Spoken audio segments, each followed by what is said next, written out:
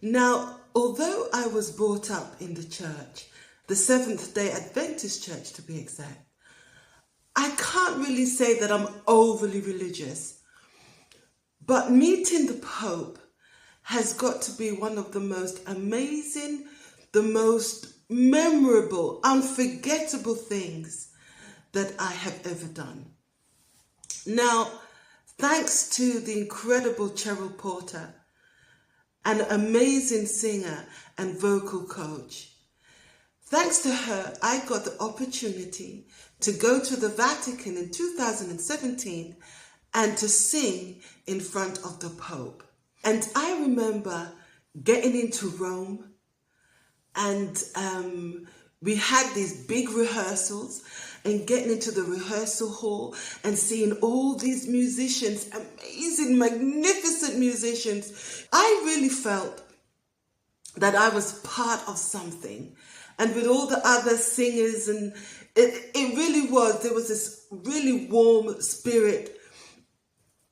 And we were, of course, all really excited to be a part of something that not everyone has the chance or has the opportunity to do or partake in. And we were just appreciative and grateful to be there. The actual day where we had to sing, and it was rainy. It's a rainy day. And I remember standing in the courtyard and just taking in the view and just taking in the whole thing and looking around me and seeing the Swiss Guards. Now, the Swiss Guards is something that I've only ever seen in photographs, right? And to see them, to actually see them, was really incredible. So I remember standing outside waiting to go in and looking at the Swiss Guards. Now, I know that the Swiss Guards, they look a bit silly, right? In that outfit, they look a bit like court jesters, like jokers. They look like babies. Honestly, they look like young boys. And if I'm not mistaken, they have to be between 19 and 30. And they have to come from a bloodline of Swiss Guards, which know their father and their father's father, etc. They were Swiss Guards, if I'm not mistaken. And they look like babies, but make no mistakes. These are young men that are there. They are born into, their whole purpose for living is to protect the Pope. And they will do so at any cost. So rest assured that they might look like babies, but they're not playing. You go there and act a fool, you will find out soon enough. They are not playing. Before you even know it, you'd be down to the ground, and with those long spear things that they carry, don't mess with the Swiss Guards. And I remember just standing out there and looking at them. And I remember walking up the stairs. Now, to get to the hall where we had to perform, it must have been about 3 or 4 floors, which wasn't crazy, but the stairs were steep and they were long. Oh, and it wasn't bad going up, but the coming back down, that was definitely another story. Now, before we went, of course, we had to be vetted. We had to give in all that information. They had to know who we were. And I remember standing outside the Vatican and just breathing in the history. And I'm a bit of a history buff. I love those kind of things. I love old buildings. I love imagining myself, putting myself in there and just thinking about all the historic things and amazing things that must have happened in those buildings. So I remember standing outside waiting to go in. We got into the hall where we actually had to perform, and just standing there in front of the Pope and the cardinals and all these other people, it really was a unique experience. And afterwards, who wanted to could go and meet the Pope and talk to him for a few minutes.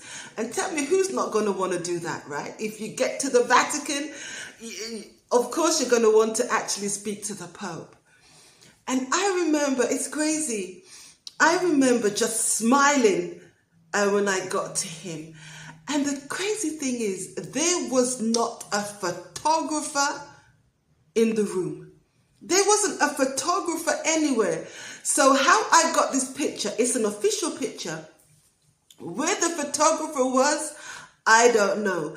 And it made me kind of think, I wonder how many other people were in place, like snipers and, because there's a lot of people there in front of the Pope and they don't know, just in case somebody went crazy.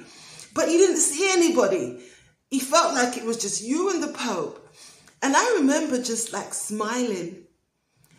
And at a certain point, he took my hand and I just felt warm. It felt as if he was healing me from within. Now, I know that sounds crazy, especially from someone, like I said, right, that I'm not particularly and overly religious. But I could feel as if he was just, he had like a healing touch. Let's put it that way. Now, I don't know if it was because I was in this building and this amazing place, or if it was just suggestion because I know it was the Pope, or if he actually did have a healing touch. I don't know.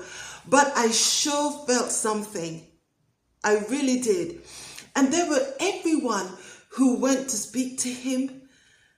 They came out crying. They came back crying. And I think it was because they felt what I felt. And maybe it's kind of hard to express what you actually feel in that moment. Where I just smiled, some people just cried. They just were overflowing. And it really was emotional. And you could feel that emotion.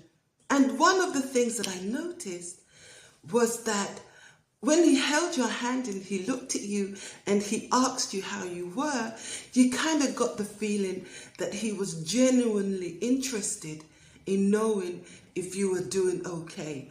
Which I guess it must be crazy, because how many people must he see during the course of the day or during the course of the week? It must be really tiring.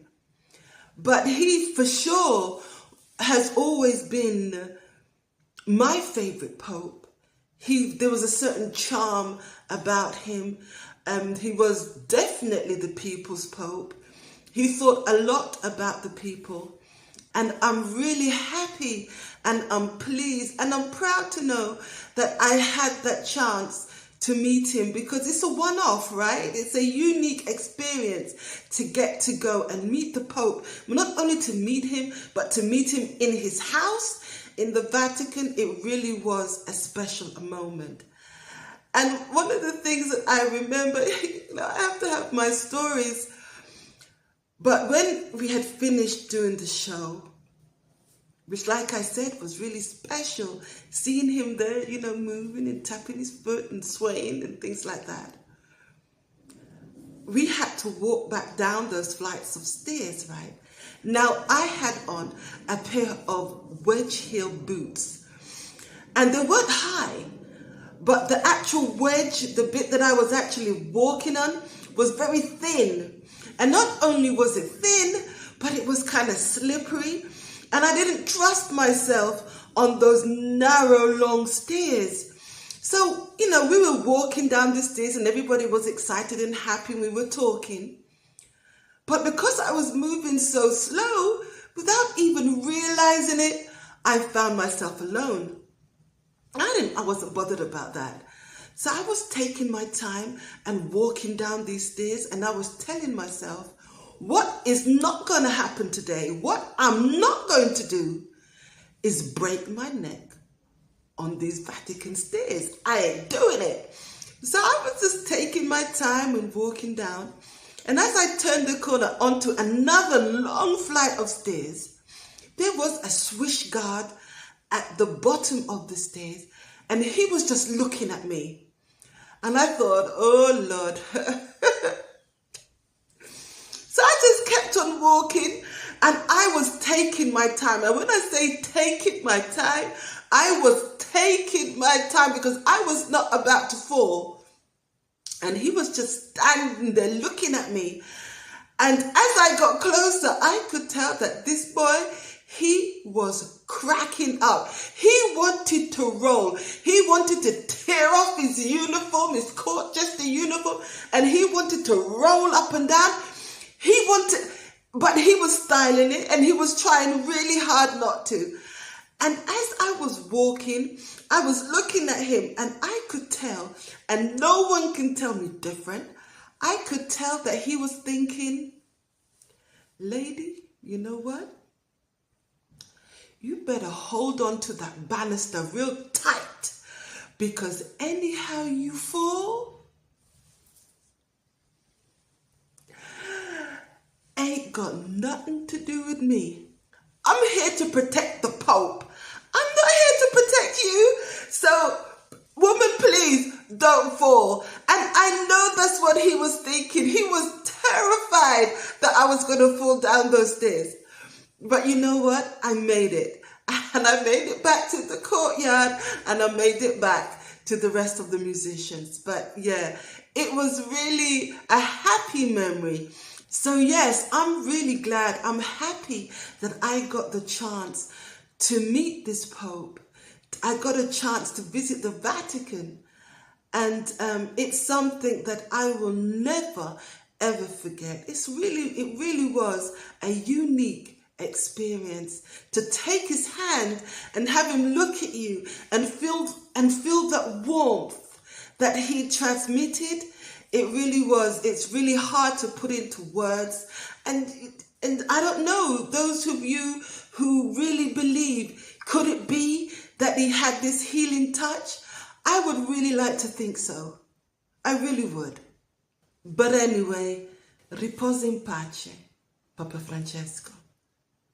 Rest in peace, Pope Francis. Thank you all for listening, and until the next time. Ciao.